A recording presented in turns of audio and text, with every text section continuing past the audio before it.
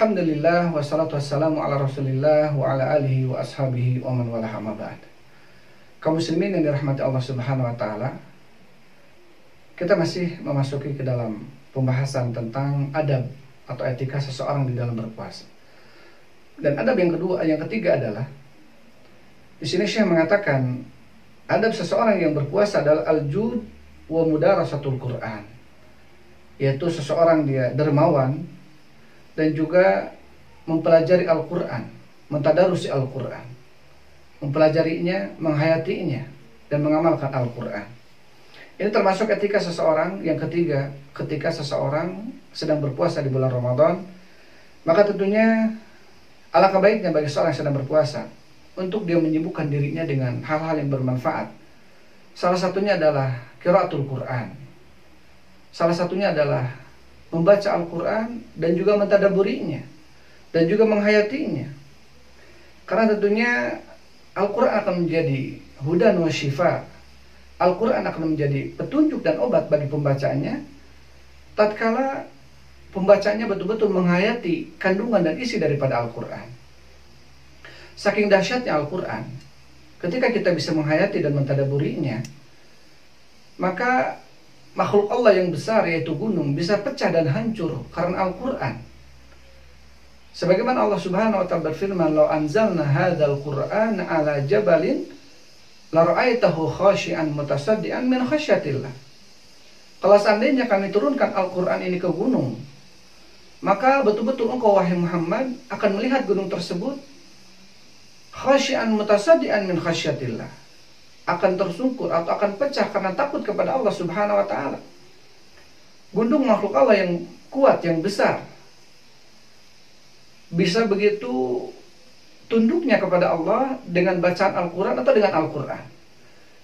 Tetapi dalam diri kita, Rasulullah SAW, ala inna fil jasadi mudghah. Rasulullah mengatakan sesungguhnya dalam badan kita ada segumpal daging yang lembek. Idza saluhat saluhal jasadu kullu, apabila segumpal daging tadi baik maka akan baik seluruhnya. Wa idza fasadat fasadal jasadu kullu, apabila segumpal daging tadi jelek maka akan jelek seluruhnya. Ala wahyal qalbu, ketahuilah segumpal daging tersebut adalah hati. Maka tentunya di dalam hadis ini Rasulullah SAW menjelaskan kepada kita, dalam diri kita ini ada segumpal daging yang lembek, tetapi bisa begitu kerasnya ketika kita mendengarkan Al-Quran. Pernah nggak kita termasuk orang-orang yang ketika mendengarkan ayat-ayat Allah Subhanahu wa taala dibacakan, kemudian bergetar hati kita, kemudian merinding hati kita, bergetar hati kita, atau termasuk orang yang bertambah keimanan kita? Ataukah kita termasuk orang-orang yang ketika dibacakan Al-Quran kepada kita seakan tidak ada apa-apanya, tidak ada manfaat efek positifnya kepada kita? Seakan-akan antara Al-Quran dengan koran-koran ini seperti hal yang biasa saja dan sama saja. Padahal tentunya Allah Subhanahu wa taala berfirman, "Innamal mu'minuna alladzina idza dzukirallah wajilat qulubuhum."